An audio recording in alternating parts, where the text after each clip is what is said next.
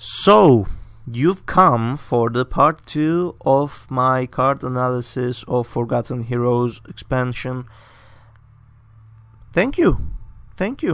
In this episode, in this part, we are going to be looking at some neutral cards here.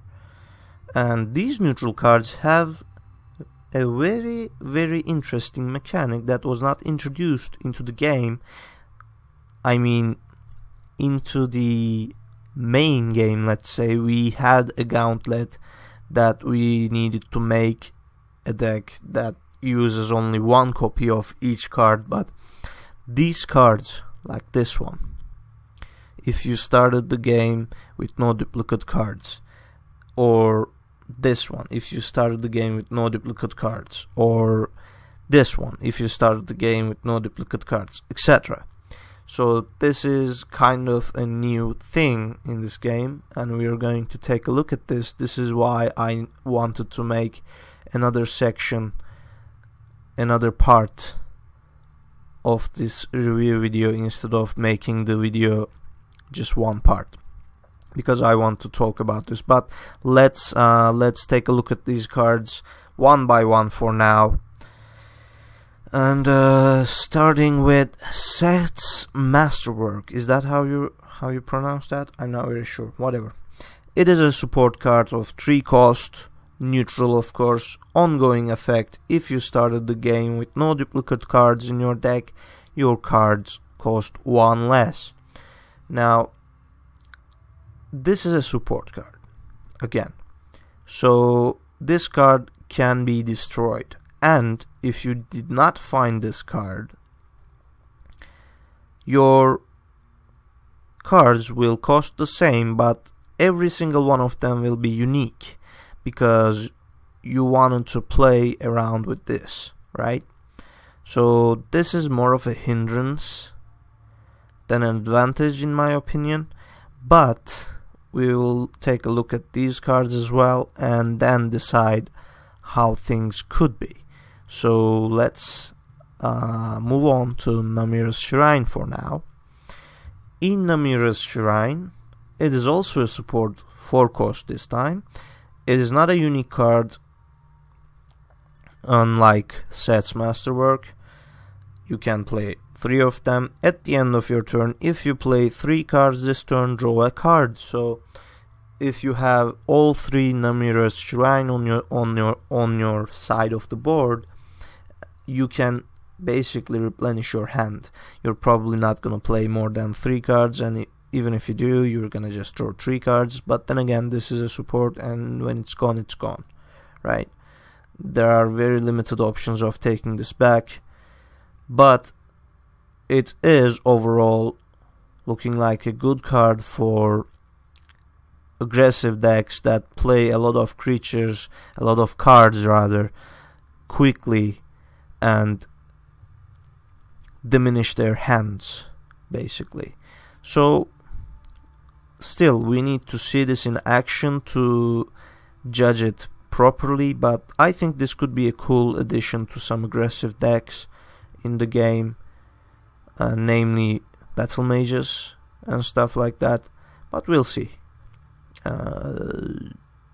It's too early to make a final judgment on this card, but I think this is a cool card. Nice functions.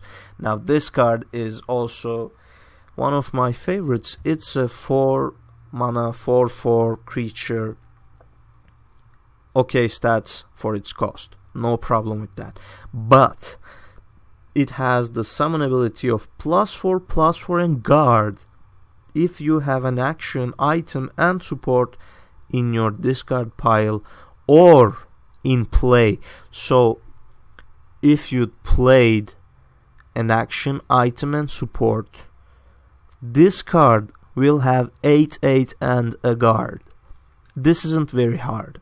This I mean playing an action, item and support. That's what I mean. It's not a very hard concept. You can easily accomplish this task. And the thing is, it's ridiculous, right? But you will not be accomplishing this task probably before turn 8 or so. Why am I saying that? Well, because think about it. Will you have 9 supports in your deck? Probably not, right? Let's say you have 6 supports and creatures and actions and items are fine, but you need creatures as well. So 6 cards in 50, 650, 1 in 10th chance, roughly 1 in 10 chance to draw a support when you draw a card. So, and you have to draw an action, and you have to draw an item, and you have to draw this card. It's gonna be hard. Even though this looks very strong, it will trigger too late in the game to be incredibly powerful. It will still be powerful though. So this is a balanced card, but it is a cool concept to take power from the cards in your discard pile and or in play. Overall, this is a playable card, and I would like to see this card played. I could try and make a deck around this again, but we'll see how this ends up shaping out. Now, this is Mordecai the Deathless. If I'm not mistaken, this is the first Dragon Priest that you kill in Skyrim. It is 5 cost, 5/5, okay stats compared to its cost. With the summon ability, if you started the game with no duplicate cards in your deck, you gain 5 health and restore a rune. Now, again, if you want to benefit from this card's ability, you need to have one of each card in your deck. But this is, unlike Seth's Masterwork, is not a support, and once it's summoned, its effect is done, and even if your opponent does kill it, you are still going to have 5 health and an extra rune. So this is not as detrimental as Seth's Masterwork. Even if you did not draw this card, if you did not draw this card, it is very detrimental. Let's be clear about that. But Seth's Masterwork, if you cannot keep this alive, it's going to be very detrimental for you, but you do not need to keep this alive, right? And this card is actually better than Seth's Masterwork. Is it still playable? It has okay stats and stuff like that, but I would rather not play this card, actually. And there is Ulfric's Uprising. Trigger the summon of each friendly creature. Now, this is a really, really interesting card. This is basically like a Blink, Dark Rebirth or A Night to Remember or such things. And this card could be very, very powerful, but it is again very situational as well. You need to have creatures that are alive on the board, and you need to have creatures that have summon abilities that will be beneficial to you to get any benefits from this card. So this card is a good card, but it is a situational card. So if you are able to keep your creatures alive and have a good board presence of creatures that have good summon abilities, this is an amazing card. And it can easily change the course of the game. But if you do not already have creatures on the board, you are going to have to play a 6-cost creature or some creatures that equate to 6, considering you are not playing a ramp deck, and then play this card, and that's not gonna be very beneficial to you in the long term.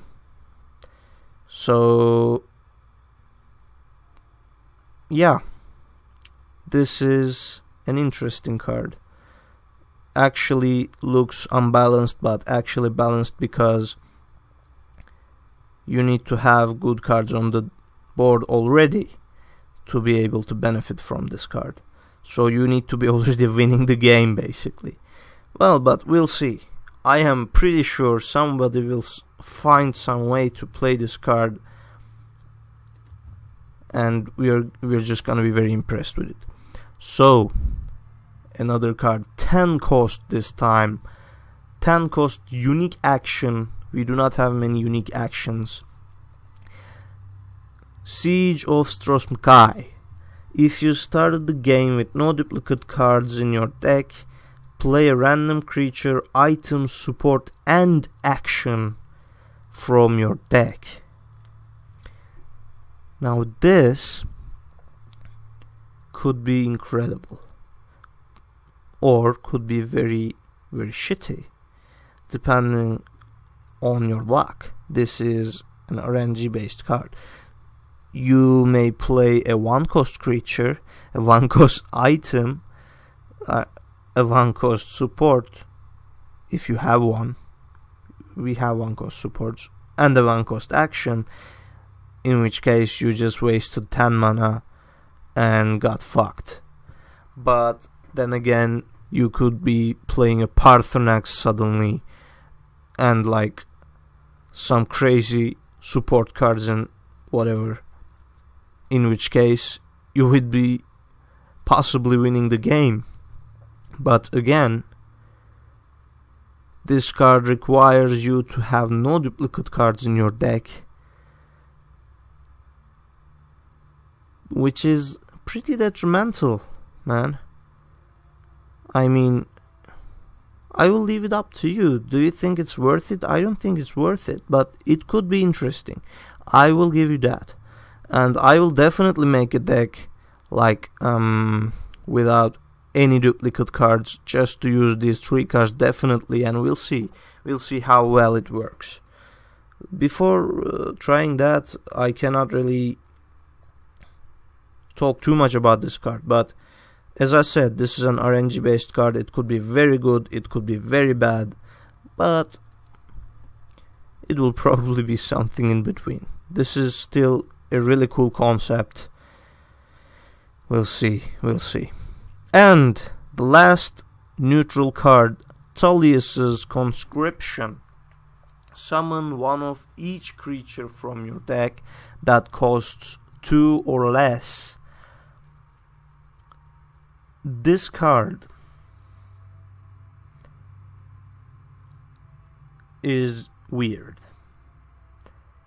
but it can be very effective. In the case that you need to defend yourself, you need a lot of creatures really fast, but you need to have a lot of creatures that cost 1 and 2, 1 or 2, or 0, admittedly, in your deck. So you will have a lot of small cards in your deck to be able to play this card, which will be detrimental for your late game abilities and possibly your mid game abilities. So how will you reach 11 mana with such small cards? I don't know. 11 mana is a lot of mana, man. I mean, imagine this, right? You have 8 2-cost creatures, 8 different 2-cost creatures in your deck, and you play this card. So the board is completely empty. So for 11 mana, you summoned a total mana of 16, a total mana amount of 16 worth creatures. But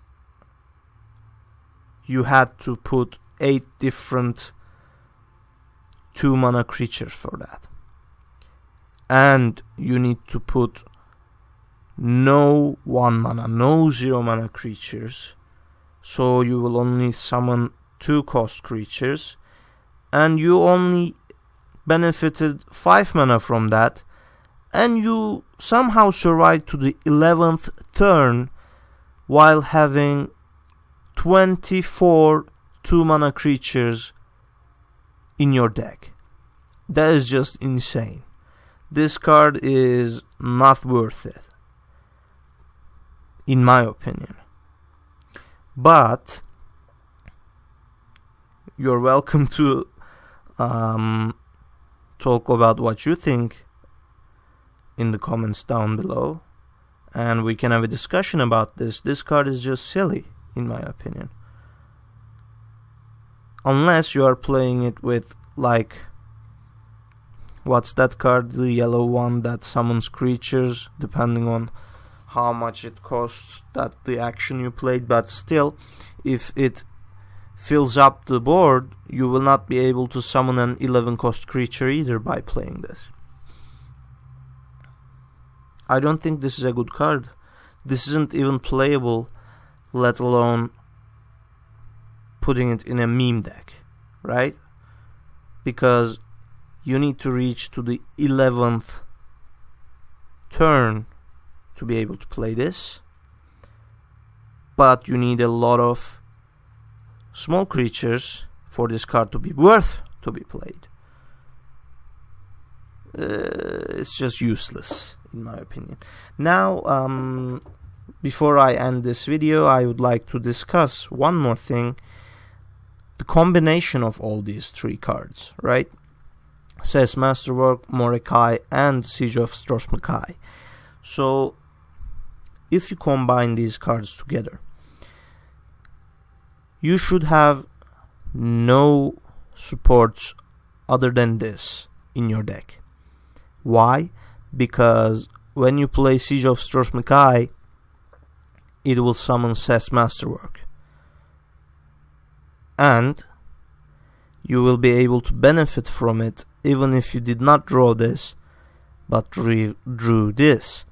Assuming you survived all the way to the 10th turn. Mordecai will help you with that if you are able to draw it. So if you're gonna play a deck that only has one copy of each card, well, good luck with that, bro.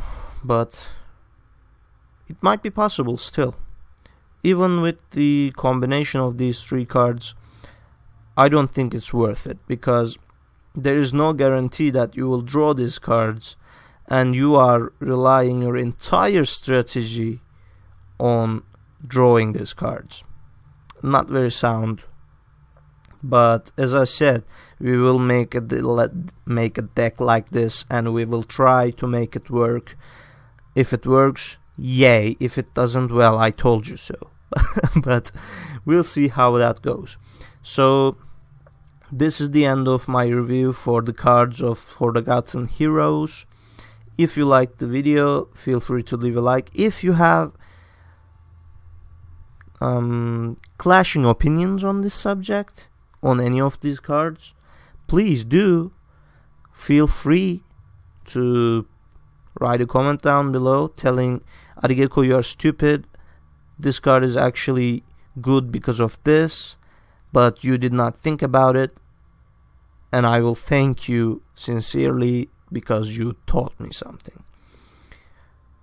So, once again, thanks for watching. If you want to see more videos like this, you can subscribe or check out my channel, or do both, which would make me a very happy person. But for now, have a nice one, everybody. Adigeko out.